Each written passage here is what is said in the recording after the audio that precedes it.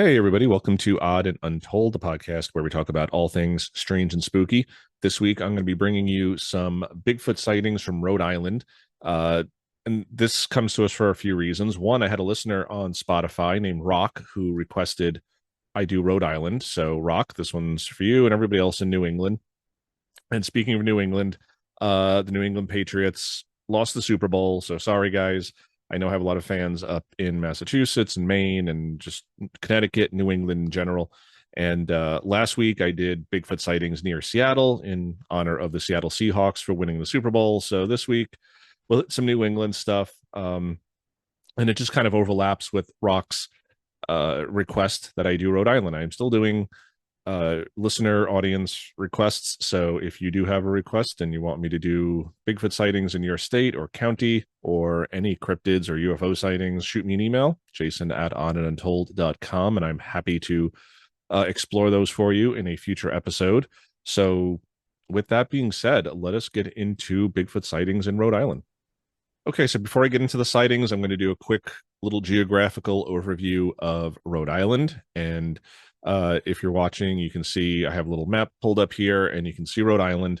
Uh, as I mentioned last week, for like Seattle, for Washington, any of the states in the Pacific Northwest or the Canadian territories, they have tons of Bigfoot sightings. Rhode Island is the smallest of the 50 states area-wise, so it's a very small little state. You have Massachusetts to the north and to the east here. You can see that here. There's Worcester to the north, and here's Massachusetts, Attleboro, North Attleboro. I've actually stayed in South Attleboro.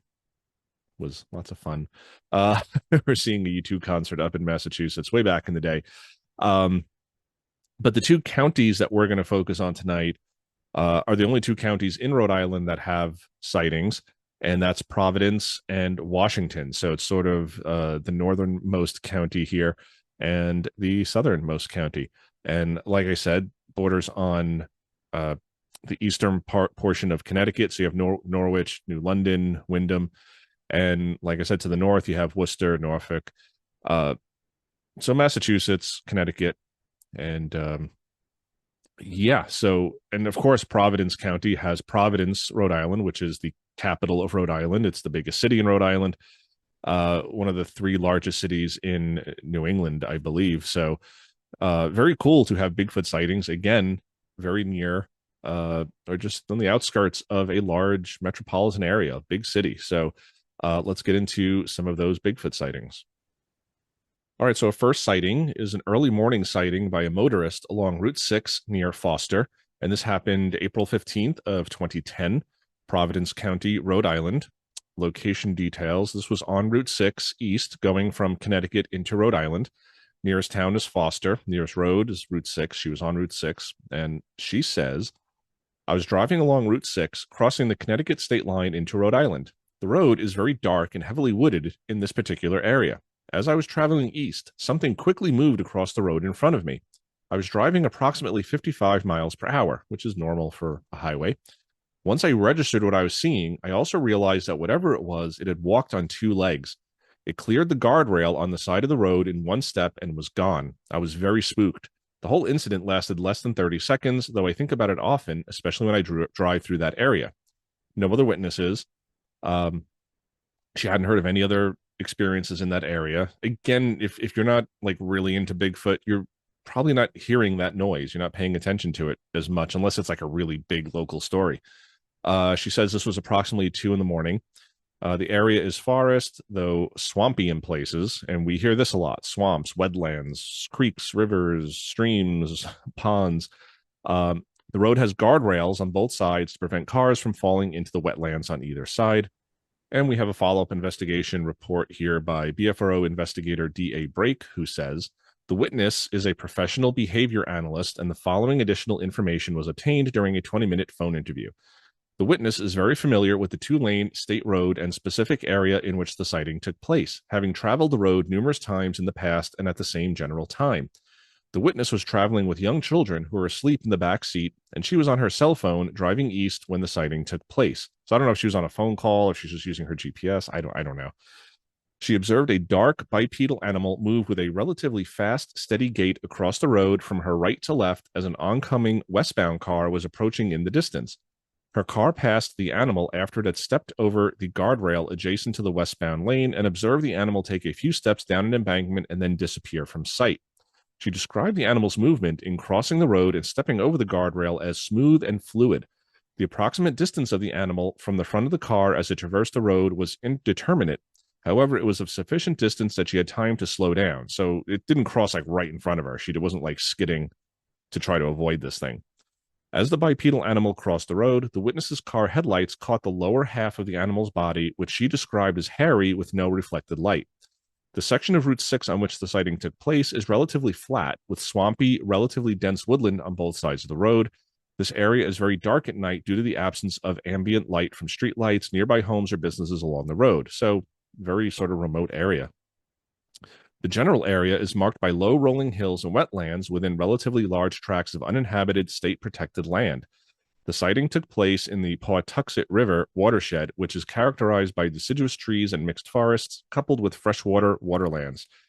This biodiverse environment supports a wide range of mammalian, deer, bobcat, and foxes, and waterfowl species. So let's go through this one. I'm going to analyze this as I look at all stories. She's just driving at night. It's 2 a.m. It doesn't really say where she was coming from. She's got small children in the car. I'm guessing this was maybe like some sort of family event. They were there late and she's driving home. She sees this thing cross the road and it's on 2 legs. She definitely sees that, which is weird because, again, if you're seeing a deer, if you're seeing a coyote, anything else, it's going to be on all 4s, a bear. So could this have been a person? Again, it's 2 a.m. This doesn't sound like an area where there's things for people to be at. Why would somebody just be running across the road at 2 a.m. in front of oncoming traffic? Very strange. It stepped over the guardrail. We hear this time and time again, and I've covered a lot of stories like this where these creatures, they cross the road and it steps over a guardrail. So even if you're a skeptic who says this was probably a bear or this is a man in a ghillie suit, they're not stepping over a guardrail in one step. So that is something to consider. The other things she says about this is that it's moving relatively fast, steady, and moving smoothly. So again, to have somebody be in a costume, whether it's a ghillie suit, a gorilla suit, a Bigfoot costume, or just even like real bulky winter clothing, which this is April, it's not going to be that cold. They're not going to move fast and steady. They're going to kind of be lumbering. Again, if you're a bear on 2 legs and you're a skeptic who's saying this is a bear on 2 legs walking across the road, bears on 2 legs are also just, I mean, they're like big toddlers. They're not very smooth or steady or, solid on their feet. None of this makes sense for a person or a bear or any other animal. It just doesn't seem like that. The other thing she says is that the headlights are really just kind of catching the lower half of the animal's body, which we hear again in a lot of stories that people will say they don't really get a sense of the whole creature. It's just the 2 legs. They see the 2 legs walking, hairy, 2 legs. And again, when you're driving, especially that fast and it's nighttime, it's dark, there's no street lights, there's no ambient lights. You're seeing this thing run across the road and you're as it should be, your vision is really kind of laser focused on the road. And if you're looking at the road, you're probably just going to see the legs. You're not really going to see all of it and get a good look at its face unless it stops in the road and is looking at you and you can stop your car. But if you're trying to avoid hitting this thing and you got kids in the backseat too, you're trying to protect your family. She just sees the legs. So really interesting. Again, it's just one of those stories. There's nothing special about this story, and I'm not trying to downplay this person's experience because it sounds traumatizing. She says she thinks about it often, so it clearly had an impact on her. But what I mean by that is there's no hyperbole here. There's nothing extravagant about this sighting. It's just another typical roadside road crossing where this thing crosses the road. It kind of crosses the road smoothly, quickly, and just a few steps over the guardrail. She's only seeing the legs. Kind of a by the book, by the numbers Bigfoot sighting. but really interesting. I like sightings like this because they're not embellished. They're not uh, hyperbolic. There's nothing crazy going on here. It's just I saw something on two legs crossing the road and it shouldn't have been there. What was it? So very cool story in my opinion. All right, our second story is a daylight sighting by a mountain biker in Black Hunt Management area outside of Glendale. This happened October 15th, 1998, Providence County, Rhode Island. Location details from Route 102 north or south, take Spring Lake Road. Follow, there are multiple points of entry into the reserve and a general parking lot at the end of Spring Lake Road. Nearest town is Glendale, Rhode Island. Nearest road is Spring Lake Road. And this one is an interesting one. And I want you to pay attention to this because we're going to see something very similar in a later story. So I'm always paying attention to patterns. And, a lot of people say there's no replica, you can't replicate these things, but we hear the same stuff over and over again. So we can't maybe forcibly replicate this stuff in a scientific method way, but there's things that keep happening and popping up. And so pay attention to this story. Observed, the exact date was October 15th, 1998. I was training for a mountain bike race, and this was to be my last ride prior to the race. I was driving at the Black Hut Management area in Glendale, Rhode Island. Along for the ride was my 3-year-old mixed breed shepherd/lab large dog. It was sunny but cool, and I planned to spend an hour or so breaking a sweat. As I weaved my way through the trails, I had to leash my dog to cross a street. After I unhooked him, we started up a hill towards a chasm. It's small, and kids hang around there and drink beer, have fires, etc. At the crest of the hill, I could see the top of the chasm, approximately 50 yards away. Out of the corner of my eye, I noticed something that at first appeared to be a dirty white blanket, perhaps hung on a small tree.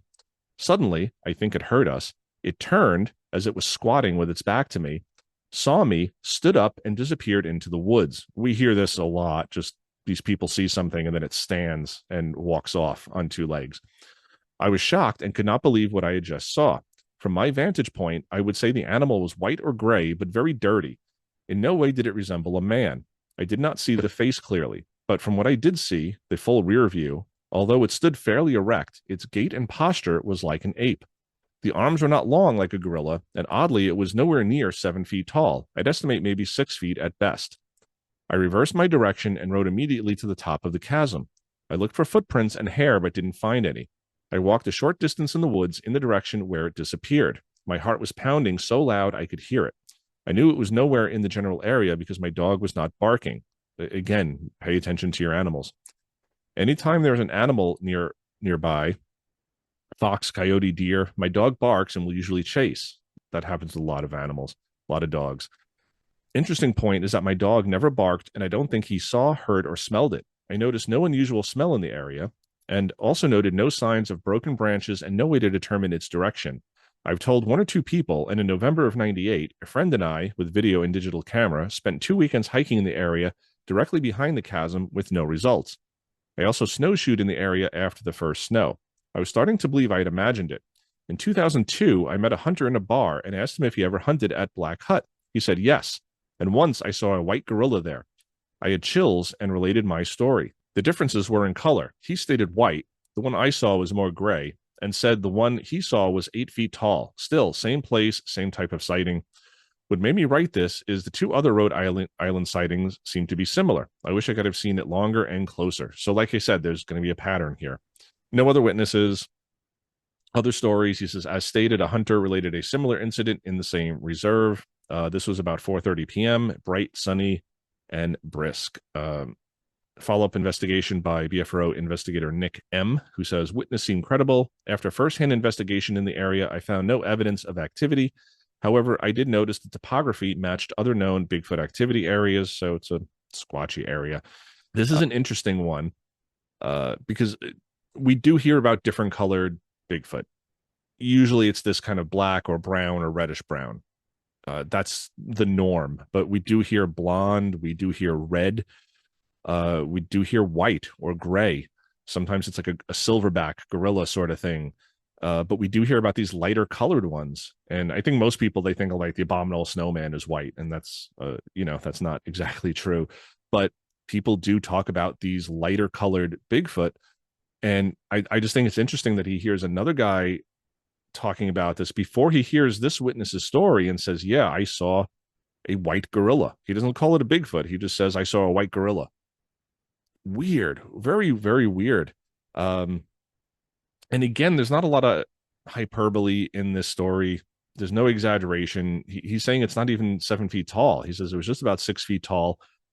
It, like a gorilla. He says it was like a gorilla, but standing erect. So walking on 2 feet, hairy, white or gray, but he's saying it was like dirty.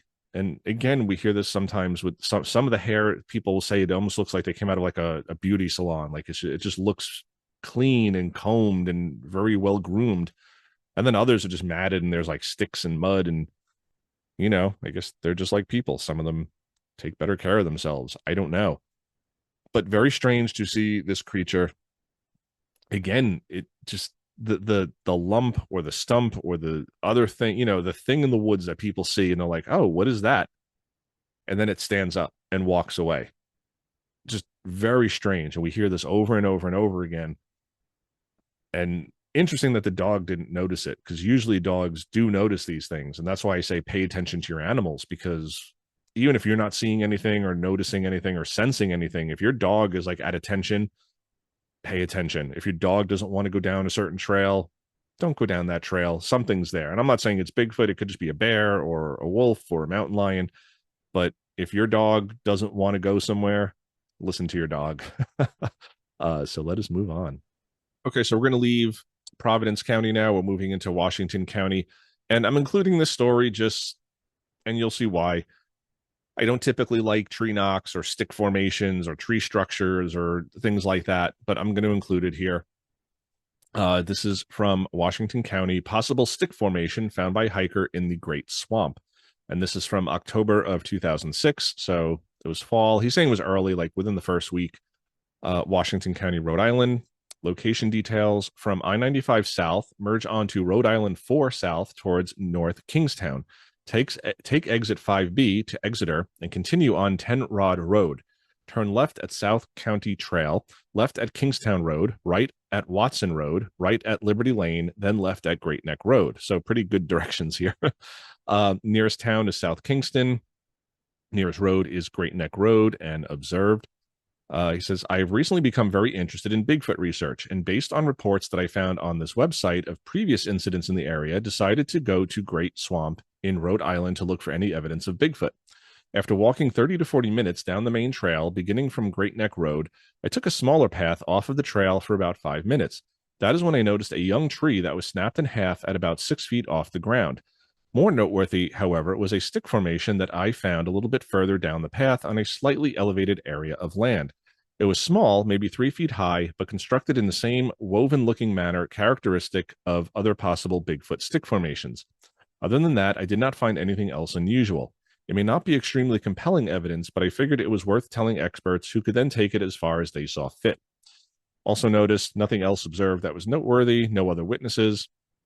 Other stories. The only other incidents I heard about in the area were the ones reported on this website. The first happened in 1974, about 4 miles east of where I was. The second happened in 78, 4 to 5 miles west. In both cases, a white Bigfoot was seen. So, white Bigfoot. Interesting. This was between 12 and 3 p.m., mostly sunny. Environment: Great Swamp covers a land area of over 3,300 acres. It contains forested freshwater wetlands dominated by red maple swamps with some cedar swamp. Wildlife in the area include white-tailed deer, coyote, mink, wild turkey, and osprey. So this one, I'm highlighting this one for a couple of reasons. One, on the one hand, I appreciate that he says it may not be extremely compelling evidence, which it is not, but I figured it was worth telling experts who could then take it as far as they saw fit. So in a way, I appreciate people, we do have to take this sort of circumstantial evidence that is kind of on the outskirts. It's not a sighting.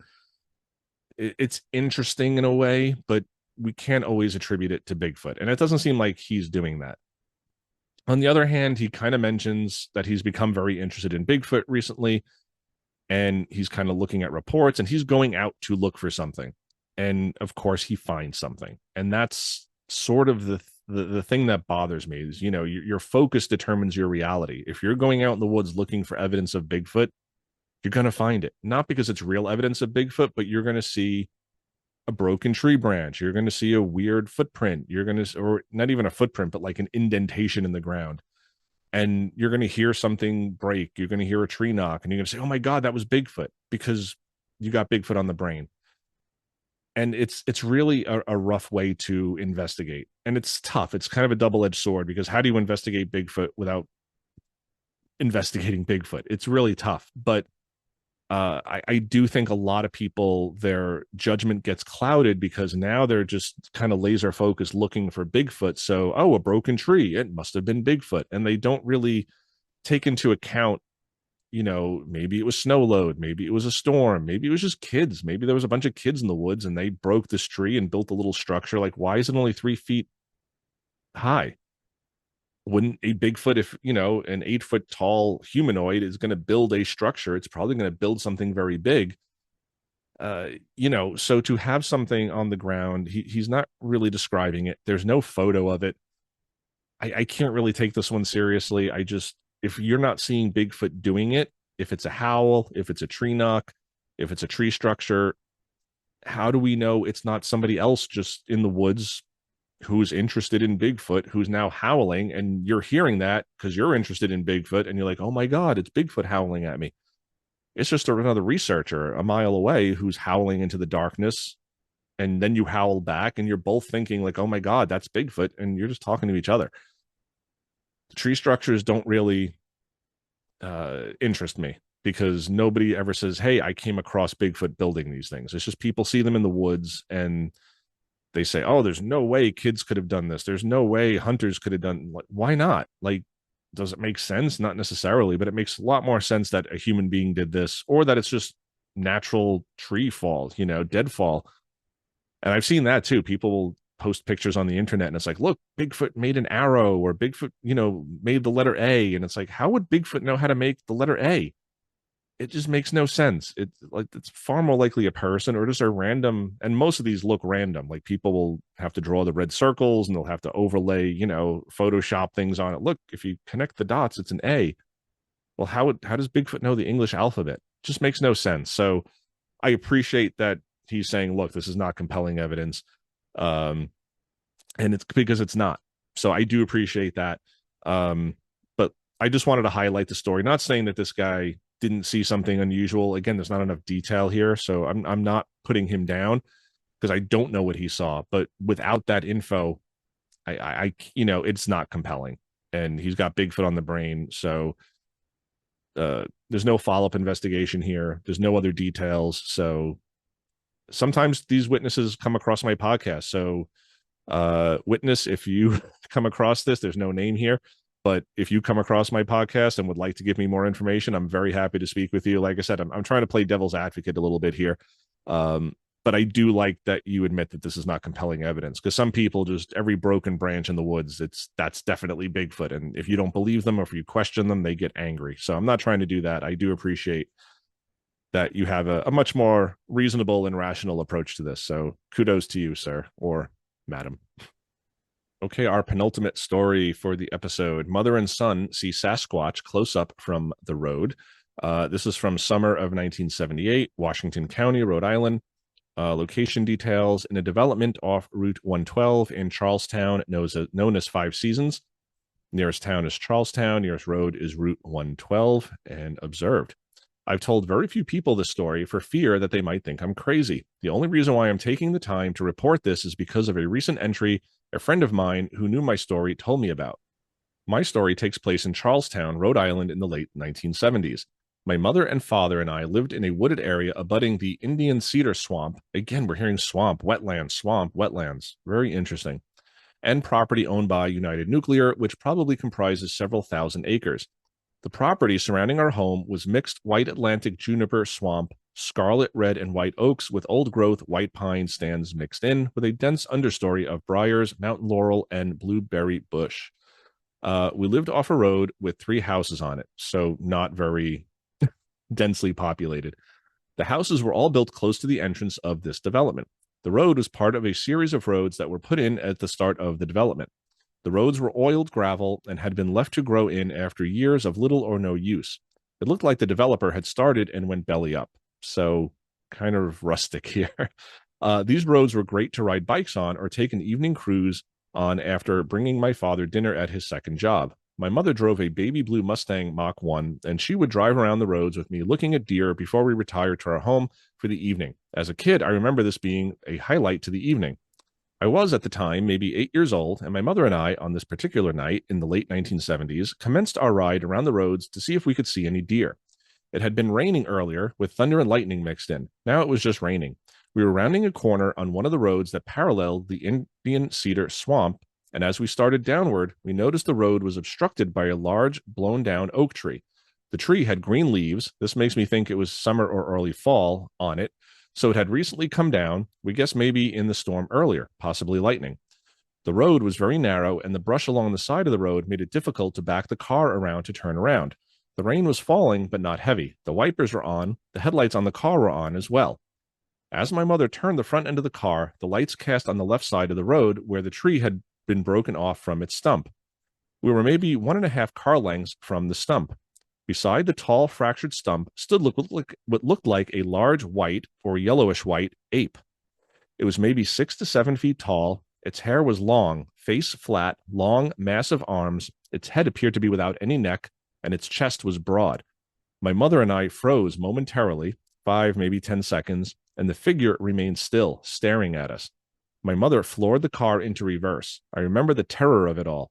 The sound of gravel hitting inside the fender wells, the sound of the brush crushing against the car, and then the acceleration as she sped off. So it sounds like these sensory memories are really strong in this witness. We were clear as to what we saw, and we have no question in our mind that we saw something or someone in an ape-like shape that night. This we are certain of. We need no one to tell us what we saw. It's crystal clear. For years, we told no one. We would talk about it in our home in privacy, and even my father found this story hard to accept. We've never forgotten this, and the story would never have been told if it wasn't for someone else informing me of a similar sighting. I'm now in my 30s, an extremely active hunter, farmer, and woodsman. I hunt deer 40 days a year in Maine, Rhode Island, Connecticut, and New Jersey. I use automated cameras which are triggered by heat. I've never seen a picture of a Bigfoot on my film. I've seen pictures of deer on my 50-acre tract of land that I would never believe are there if I didn't see it on my film. So very rare to see these deer, but he's capturing them on camera. I know every inch of my land and the surrounding property, and these mystery deer show up at all hours on my cameras and frequently at that. How can they move right around our hunting parties in such a small area and never be seen? I'll never know. Even today, I find it hard to accept what we definitely saw. I'm not a fan of ghosts, UFOs, or even Bigfoot. I'm not sure to this day what I saw wasn't a man in a costume, dressed up, out in a rainstorm, a half-mile or more from my home, waiting for my mother and me to drive down the road to give us a scare. The only thing I can say is it was a damn good costume and a damn good plan. We saw what we saw, and this is something I would swear to on any polygraph test, and as I'm sure my mother would. His mother was the only other witness. Other stories, not until just today, from a friend of mine who saw a description on your site and reminded him of what I told him in complete confidence. This was about 9 p.m. There's no follow-up investigation here, but this is an interesting story. One, we're seeing the pattern, this white, yellowish, light-colored Bigfoot. There's 2 witnesses here, and I've always said on the show that multiple witness accounts are always interesting to me, because you'd think that one of the witnesses would say, hey, that's not Bigfoot, that's a bear, that's a tree stump, that's not a UFO, that's a helicopter, that's a drone. But you have a lot of these stories where both witnesses are seeing the same exact thing. There's no question. It's not like, could that have been a bear? Could that have been, they're just like, no, that was Bigfoot. Let's get the hell out of here. He leaves this open, and I love his sarcasm here. He's not a fan of this stuff. He says he's not really into these things. He sounds like more like an outdoorsman. He's a hunter. He's a farmer. He's not really into ghosts and UFOs and stuff. But I love the sarcasm here where he says, I'm not sure to this day what I saw wasn't a man in a costume, dressed up, out in a rainstorm, a half-mile or more from any home, waiting for my mother and me to drive down the road to give us a scare. So yeah, it's just, and I'm guessing he's told certain people and they've said this to him. I was a guy in a costume trying to scare you. at 9 o'clock at night in a rainstorm, more than half a mile from any houses, just waiting, hoping that somebody would drive up that he could jump out and scare them. And it's a white costume, it's a white gorilla costume or a white Bigfoot costume. It makes no sense. So this is a really interesting one to me. They get a good look at it. 6 to 7 feet tall, long hair, a flat face, long, massive arms, no neck, and a really broad chest. So this wasn't a bear. And I know bears can be different colors. The only thing they have in Rhode Island as far as bears are black bears. And I know black bears they don't have to be black. They can be brown. They could be red. They can have different colors. They could be piebald. They can, you're probably not going to see a white or blonde black bear. And if they did, that in itself is an interesting sighting. Like that's a rare sighting. So even if it wasn't Bigfoot and this was a white black bear, that's a cool sighting. But this is not a guy in a costume. I just can't imagine that at all. And again, I love this guy's sarcasm. Just this guy in a costume in a rainstorm, a half mile from any houses, just waiting for somebody to drive up. It just doesn't make any sense. It just sounds like they saw Bigfoot. So love this story, because I don't think there's any real room for misidentification here. Either they're lying, which I don't believe people on these sites are liars. 99.999% of them are not lying. I'm sure there may be one or two, handful of stories on these sites that people are just flat out lying. But this is a long story. Somebody took the time to type all this out. For what? For what payoff? There's no payoff. There's no punchline. I think they saw something.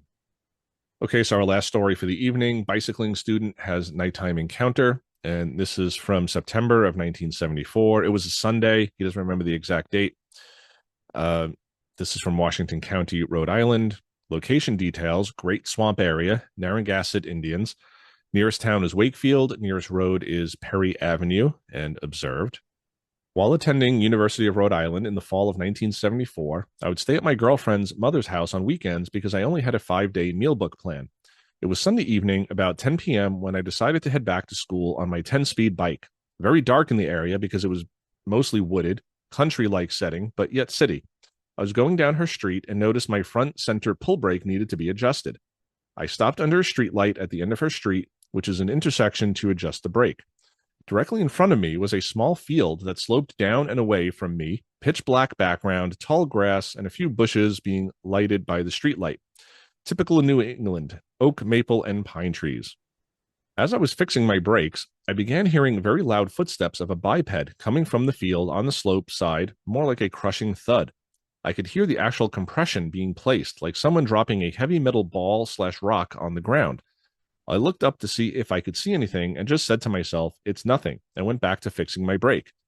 I noticed it was getting closer and felt very apprehensive. The sound was coming in my direction. All of a sudden, this dog starts barking like crazy. I can hear the chain snap as it either tries to attack or get away from something. I said to myself, "It's time to go." As I started, I turned left to head north into a few pedals. From out of the darkness steps into the streetlight this white-looking gorilla. So again, we're hearing this white gorilla. Very strange. The legs present themselves, then the body as it comes to rest on its knuckles. 20, maybe 25 feet away, directly across the street from me, perhaps 6 feet tall, maybe 400 pounds or more. So again, the first guy who mentioned a 6-foot white gorilla, same thing, not 7, 8 feet tall, about 6 feet tall. So really interesting. Massive arms that went straight down on its knuckles, knees slightly bent. The head is higher in the back, connected to the neck, all in one mass, so almost conical. The face is dark, deep, strong, but primate. The eyes are close together and set deep in the face. The nose and mouth are human-like. Its nose is wide, around the mouth, black hair that went down on each side. It looks up with its head and chest, sees me, eyeball to eyeball, as I look back, trying to see if this thing is real. Human-like in appearance, the face is not like a primate, but has a distinct animal presence. The eyes are close together. I was never so scared in my life, and knew if I had stayed, I don't think I would have survived the attack. The way it was positioned gave it an explosive start as it decides to chase me down the street. My heart was pounding out of my chest, my eyes had tears in them, and with all my might, I pedaled as it ran on two legs, then down on its knuckles, then back up again, perhaps for 10 yards. I remember how its long hair on its arms moved with each reach. I thank God I was in first gear. A good 5-second chase and it was all over. So almost like a bluff charge. It chased him, but not very far. It had stopped in the middle of the street, just swaying back and forth, turned and just cleared this rock wall all in one motion from a grass sidewalk. At the top of the hill, I began riding in circles. I didn't know what to do. I could not comprehend the situation I was in. I knew one thing: I was not riding back. I cut through her grandmother's yards and made it back to her house. Not trying to look crazy or anything, they asked me what's wrong. I told them what happened and agreed it was best to go back in the morning. No other witnesses, other stories. White gorilla was seen in a gravel pit by a friend in the area at that time, so seems like he's friends with the previous witness. Some 10 years after the incident, my wife overhears a conversation between a botany professor and a friend at CCRI College during lunch about being on a field trip in the area and claims to have seen a white Bigfoot. My wife turns and said, my husband saw that too. This was about 10 p.m. at night, very dark, cool night, typical in New England. Follow-up investigation by BFRO investigator Dr. Wolf Fahrenbach, who says, after interviewing the eyewitness, I would like to emphasize that he described the animal as having a peaked head sloping smoothly onto its back, enormous shoulders, and a substantial height of about 6 foot tall while on its knuckles. So it's hunched over and it's still 6 feet tall. He mentioned repeatedly that it did not have a snout, i.e., it had a relatively flat face and was not prognathic. So no snout. It's not a bear. Flat face. While moving, it was almost all the time bipedal. The eyewitness looked back from his bicycle as the animal moved over an adjacent wall into cover. The nearby swamp area is quite extensive. So again, just such an interesting story. We're hearing again a white gorilla, a white Bigfoot. He's hearing this thing approaching. He's just trying to fix his bike. He's hearing bipedal footsteps. So at first, he's probably thinking a person, maybe another animal, maybe it just sounds bipedal. Then it comes out. It's white. He sees the face. And when he's describing this, he's sort of saying it's a primate, but it's not a primate. It's primate-like, but human-like. Has an animal presence. The eyes are close together. So it sounds like he's having trouble reconciling what this is. Is it a human? Is it animal? It's primate-like, but it's almost like he can't quite tell if this was more human-like or more animal-like. The thing charges him. He's making eye contact with it. It does this bluff charge. It's chasing him on his bike. It sounds like it's reaching out for him almost. So really freaky. And it's not on all fours. Gorillas, again, they can walk on their hind legs and they're like toddlers. They're just, very, very dopey and clumsy. They can do it a little bit. Usually we see this more so in zoos and circuses and things like that. But typically, if they're going to charge you, they're going to do it on their hands and their knuckles. They're not going to be bipedal. And this thing he's saying was mostly bipedal. It would rest on its knuckles sometimes. Really interesting. And then the swaying, he's saying it was swaying. And we hear this so often in Bigfoot sightings that these things, they sway. And don't know what that is. I know Fly Spec Cafe, one of my listeners, he had mentioned once that maybe it's them just trying to kind of get us in focus. I think, to paraphrase what he said much more eloquently than I'm saying right now, but it's a good theory. But they do this swaying thing. I don't know if that's an intimidation tactic. I don't know if that's them sort of prepping themselves to attack or to retreat. I don't know. And then it cleared a rock wall in one motion. Again, gorillas, if they're standing up, their hind legs are much shorter than their arms. So they're not built like people. A tall person can step over a short fence or a small rock wall. A gorilla is not going to do that. A bear is not going to do that. Their hind legs are just way too stubby. This doesn't sound like a person. Again, you have somebody in a white Bigfoot costume who's chasing this kid. It just doesn't make sense. Does not make sense. But they're all seeing this white gorilla, except for the first report, and that was dark. That was at night. maybe it was lighter in color. She's saying it was darker, but it was very dark where she was. But these other witnesses are seeing these white gorillas, white Bigfoot creatures, and this witness's wife is hearing a conversation out in public about people who are seeing a white Bigfoot. Very strange. The white Bigfoot of Rhode Island. Very cool. Very cool. All right, everybody. So there's 5 Bigfoot sightings from Rhode Island. Well, one of them was not a sighting; it was tree structure. But those other 4 sightings are just wild to me. Like, just the abundance of white or light-colored gray Bigfoot creatures, white gorillas that people are saying they're seeing. And they're corroborating with other people. The hunter who's, oh yeah, I saw a white gorilla in there one time. Like it was nothing, and again, people want to talk about these gorillas like, oh yeah, maybe it was escaped from a circus or jumped off a train or, came from the Bronx Zoo and, walked up to Rhode Island without anybody seeing it, hitting it with their car, a hunter shooting it. It survived in the winter. It survived in cold temperatures. Just, an escaped gorilla just came off the train. And that's kind of what the skeptics always say. Oh, it's an escaped gorilla, an exotic pet. But you never hear anybody reporting this exotic pet missing.